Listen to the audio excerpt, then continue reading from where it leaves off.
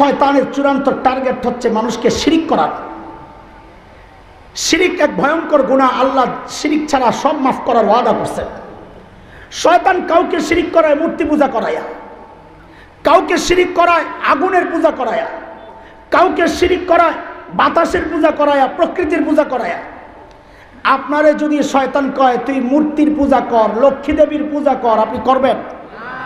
শয়তান কয় বাংলাদেশের মুসলমান তো পূজা করব না, কিন্তু পূজা তো করে করাই তো হইব, এখন কি করা? তো কয় পোটলাটা পাল্টা প্যাকেট। তো সঙ্গীরা জিজ্ঞেস করে বস কোন প্যাকেট দেব? কয় দে বাঙালি চেতনার প্যাকেটটা দে। প্যাকেটের নাম কি? বলেন বলেন আমার সাথে বলেন, প্যাকেটের নাম কি? না না, বাঙালি চেতনা। বলেন প্যাকেটের নাম।